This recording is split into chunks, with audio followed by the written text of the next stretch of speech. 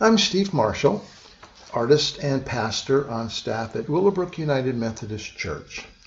Now, I have a feeling that most of what people know about angels is from we've learned through TV and the movies.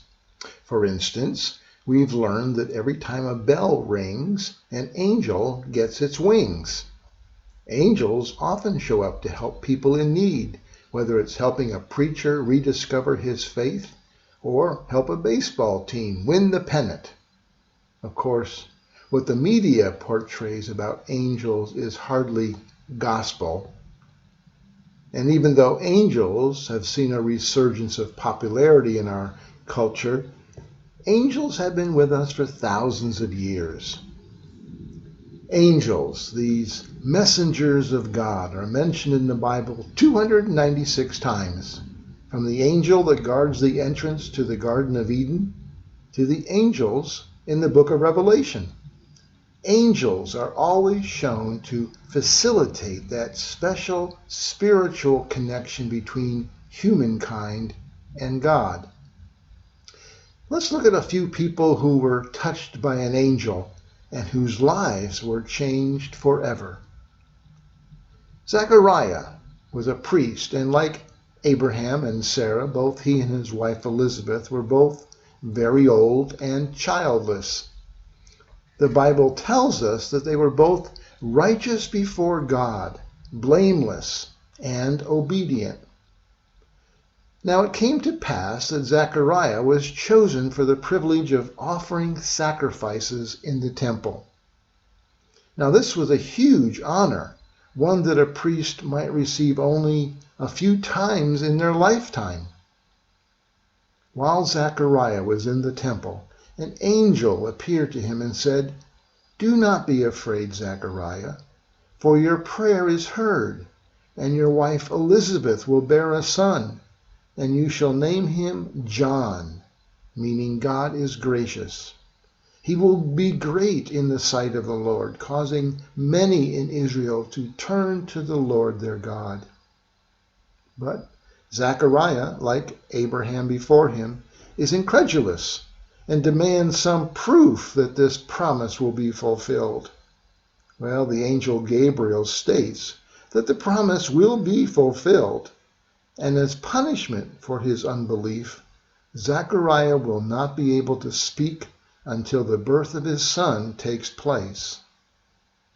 And when his son is finally born, his voice is restored, and he names his newborn son John.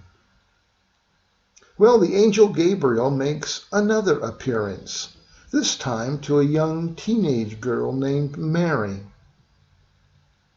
He says, "Do not be troubled, Mary, for you have found favor with God."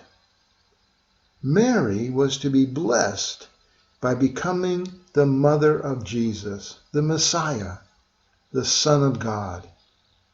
And yet, what about this favor? Actually, this was a favor one might be reluctant to claim.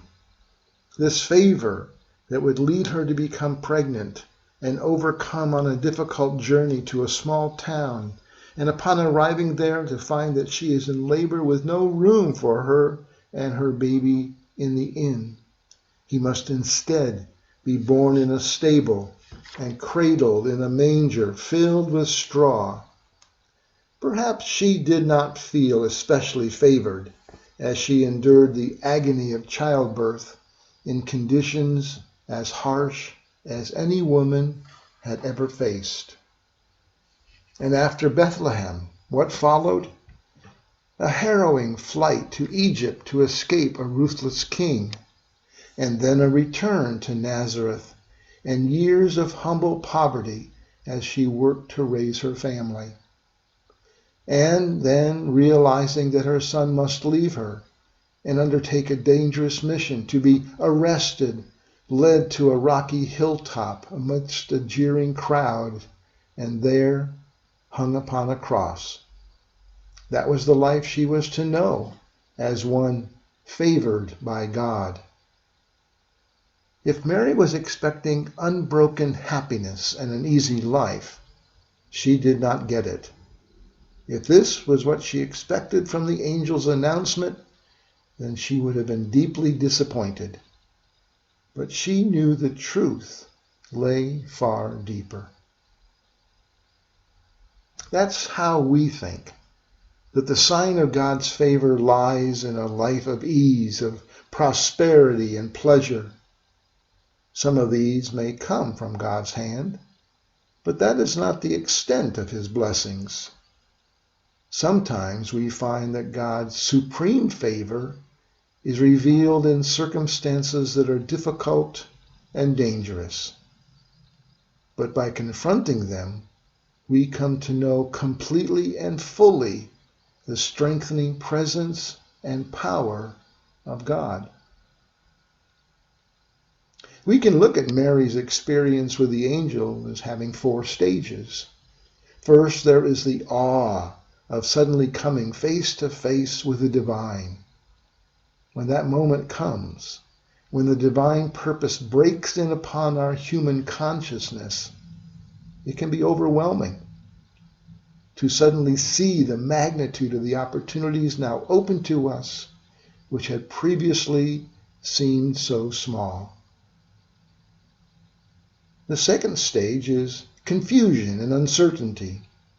Once we have glimpsed this grand vista of opportunities God has suddenly made available to us, we tend to shrink back. There is uncertainty. Is this really what we want? Can we do it? The third stage is understanding that we must trust the voice that brings us this new message. We have to hear that with God, nothing is impossible. It is in this trust that we accept the message and become ready for the 4th stage, obedience. Martin Luther once said that there were 3 miracles in that first nativity. First, that God became human. Second, that a virgin conceived. And third, that Mary believed. For Luther, the greatest miracle was that Mary believed. And in believing, she became obedient.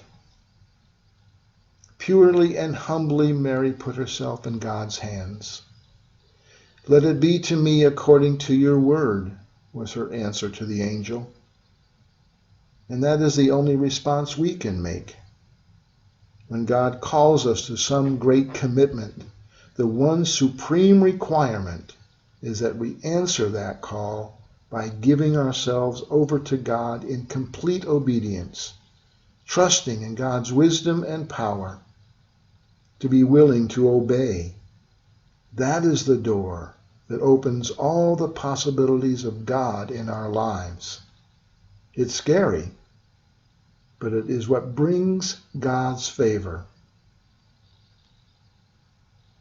In our lives, we may find ourselves touched by an angel, perhaps not by one we can see or touch or feel, but nevertheless we will know that God has called us by name, called us to enter with him into an exciting new venture.